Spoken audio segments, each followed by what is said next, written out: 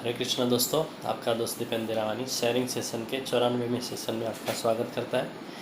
और आज का टॉपिक है प्रारब्ध कर्म। दोस्तों, हमने क्रियमाण कर्म को देखा, संचित कर्म को देखा और तीसरा है प्रारब्ध कर्म। संचित कर्म जो पक के फल देने के लिए तैयार होते हैं उसे प्रारब्ध कर्म कहा जाता है। अनादिकाल से करोड़ों हिमालय भर जाए उतने संचित कर्म एक जीव में खाते में जमा हो जाते हैं। हर जन्म के संचित कर्म जमा होते होते करोड़ों हिमालय भर जावे उतने कर्म जमा हो जाते हैं। और जो संचित कर्म पक के फल देने के लिए तैयार हुए हैं उस हिसाब से जीव को शरीर मिलता है।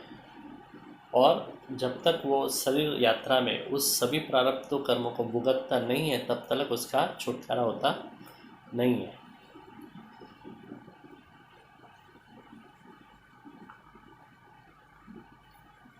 प्रारब्ध कर्म के अनुसार जीव को देह, स्त्री पुत्रादि, सुख दुख उस जीवन में, उस शरीर यात्रा में मिलता है, उस जन्म में मिलता है। और जब तक उसके प्रारब्ध कर्म खत्म होते हैं या नहीं होते तब तक उसका छुटकारा होता नहीं है। होने के बाद ही उसका देह छूटता है। एक बूढ़े को बुढ़ापे में लकवा हो गया। 10 साल तक बेचारा खटिया पे पड़ा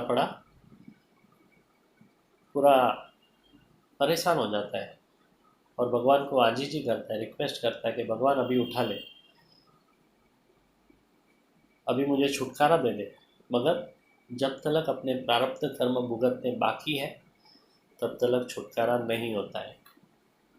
और जैसे ही प्रारब्ध कर्म खत्म हो गए अपने, तो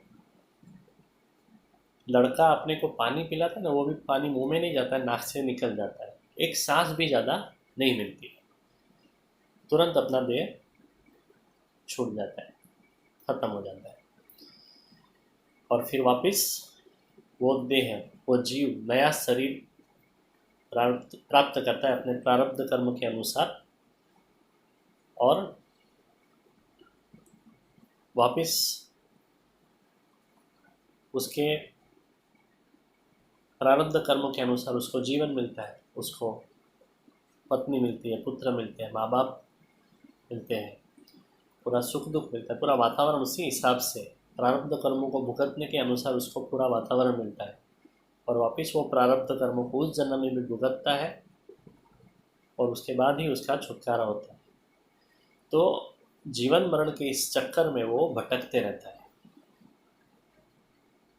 वैसे अनादिकाल तक, जन्म जन्मांतर तक उसके संचित कर्म में जमा होते जाते हैं और वही फल पक के वैसे ही प्रारब्ध रूप में वो उसका प्रारब्ध कर्म उसका जमा होते जाता है। और वैसे वैसे उसको नया नया देह, नया नया जन्म मिलते रहता है। और जब तक नया नया जन्म मिलता है वैसे उसका मोक्ष नहीं होता है।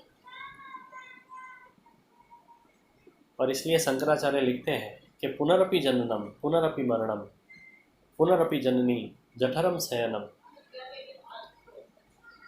यह संसारे खलु दुस्तारे।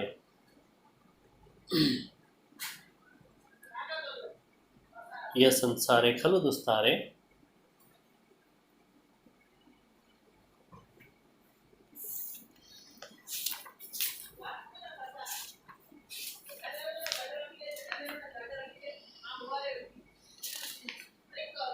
कृपया पारे पाही मुरारे। तो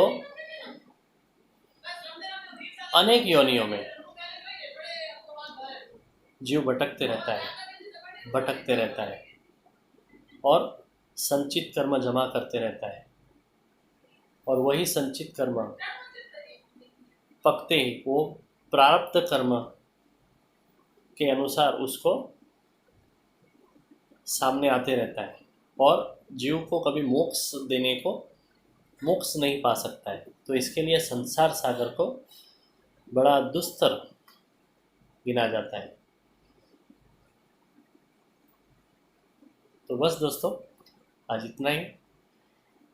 कल हम देखेंगे कि किया हुआ कर्म भुगतना ही पड़ता है। उस टॉपिक के ऊपर हम कल बात करेंगे। तब तक के लिए गुड नाइट। हरे कृष्णा।